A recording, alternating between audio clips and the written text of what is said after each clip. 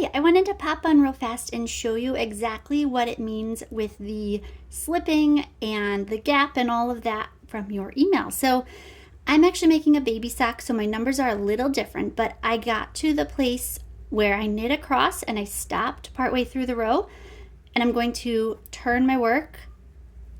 And for this pattern, I'm going to slip purlwise and I'm going to knit 7, which is, I know, different from what you were doing.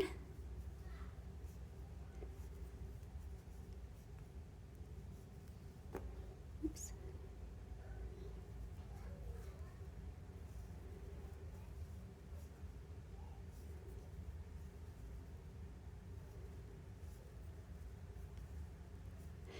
Now, even though I still have stitches, I'm going to stop and I'm going to turn.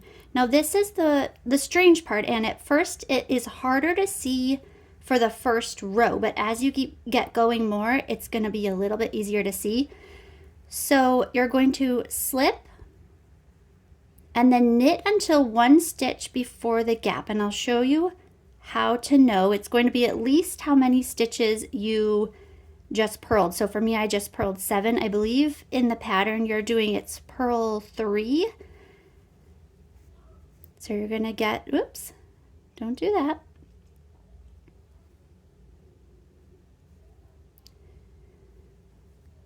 Sorry, I am making tiny, tiny socks here. Okay, so I'm not quite there.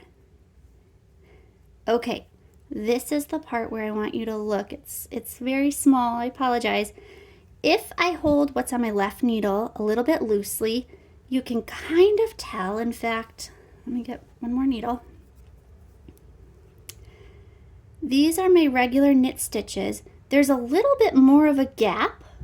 I'm not sure if you can tell. Ignore this because this is what I knit over here. There's a teeny bit more of a gap here, and that's where I had stopped the last row and turned.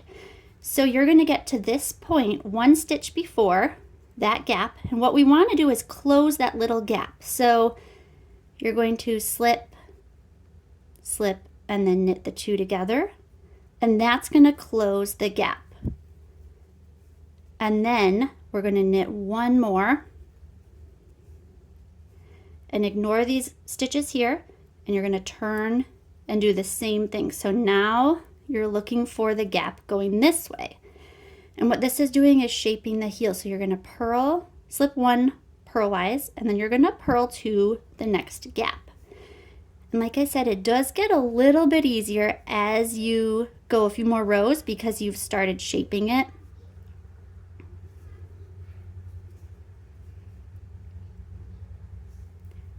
And I know for me, I'm more of a visual learner, so I wanted to show you in a video. I hope that I'm able to send this in an email. Okay. So I've knit here.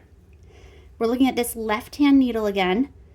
I see a purl stitch here, a purl stitch here, a gap. This is that gap that I was telling you. This is where we have been turning.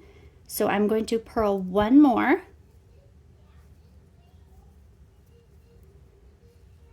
And now I'm 1 stitch before the gap. You can kind of see we've got that gap. So now you're going to purl 2 together. And purl 1.